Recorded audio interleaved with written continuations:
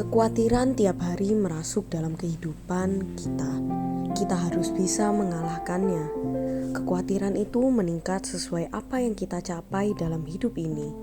Kekhawatiran yang pertama adalah kekhawatiran akan adanya makanan dan minuman. Bila belum terpenuhi kebutuhan fisik akan makanan dan minuman, kita tidak akan memikirkan dan mengkhawatirkan yang lainnya. Bila sudah terpenuhi makanan dan minuman, akan muncul kekhawatiran yang lain dan seterusnya. Sebagai anak Tuhan, kita harus mengalahkan segala kekhawatiran dengan cara Tuhan. Matius 6 ayat 25 berkata, "Karena itu aku berkata kepadamu, janganlah khawatir akan hidupmu, akan apa yang hendak kamu makan atau minum, dan janganlah khawatir pula akan tubuhmu, akan apa yang hendak kamu pakai. Bukankah hidup itu lebih penting daripada makanan, dan tubuh itu lebih penting daripada pakaian?" Kekhawatiran akan makanan dan minuman bila sudah bisa diatasi akan muncul kekhawatiran soal keamanan, aman di masa depan dalam makanan dan kenyamanan. Kita yang hidup oleh percaya harus mematahkan kekhawatiran akan masa depan dengan pedang roh, yaitu firman Tuhan. 1 Petrus 5 ayat 7 berkata, "Serahkan segala kekhawatiranmu kepadanya, sebab ia yang memelihara kamu." Kekhawatiran selanjutnya yang menerpa bila sudah cukup dan aman adalah keserakahan, ingin memiliki lebih banyak dan ingin mencintai dan dicintai.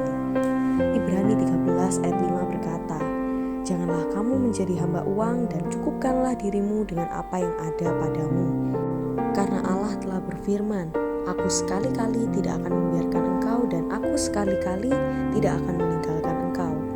Matius 10 ayat 37 berkata, "Barang siapa mengasihi bapa atau ibunya lebih daripadaku, ia tidak layak bagiku.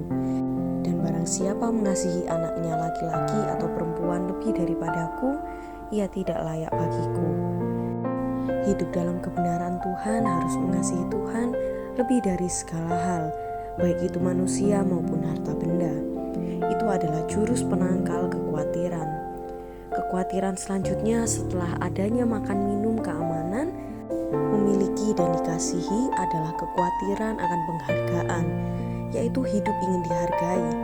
Matius 16 ayat 24 berkata, "Lalu Yesus berkata kepada murid-muridnya, setiap orang yang mau mengikut aku, ia harus menyangkal dirinya, memikul salibnya dan mengikut aku." Keangkuhan hidup bukan berasal dari Tuhan. Itu adalah tipu daya si jahat yang menipu, membawa manusia menderita dan binasa di api kekal.